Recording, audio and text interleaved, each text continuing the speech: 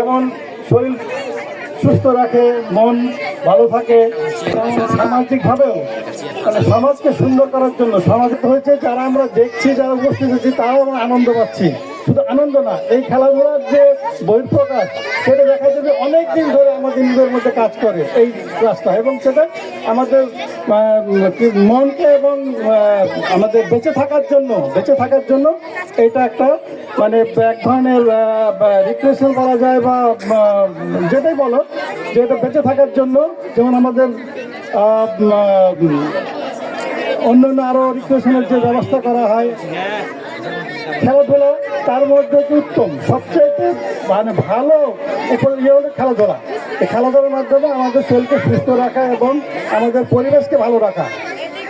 কারণ যদি যে কোনো জায়গায় যে কোনো এলাকায় খেলাধুলার ব্যবস্থা থাকলে সেই এলাকাতে দেখা যায় যে খারাপ কাজগুলো যেমন মাদক, তারপরে অন্যান্য সমস্যা, এগুলো থেকে অনেক ছেলে মেয়ে ভালো থাকে এবং তারা হয় কি সুযোগটা পায় না খেলাধুলার মাধ্যমে সেই দিকে মন থেকে করে খেলাধুলার মধ্যে আসে।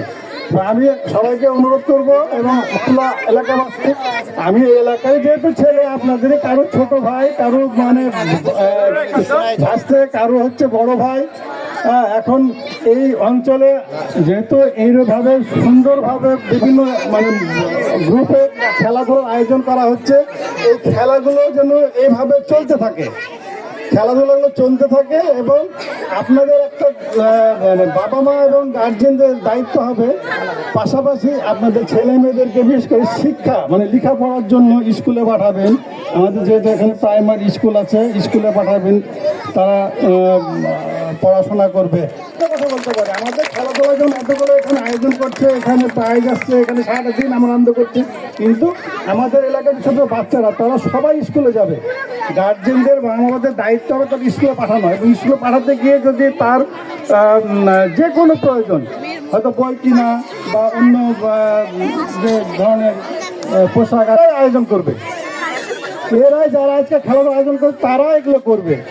এইভাবে কিন্তু একটা পরিবেশ তৈরি হবে, এবং পরিবেশ তৈরি হবে তখন দেখা যাবে যে আমাদের এই এলাকার ছেলে মেয়েগুলো তারা আমরা আজকে এখানে এসছি যারা আজকে আয়োজন করছে তারা কিন্তু তাদের তারাও করবে।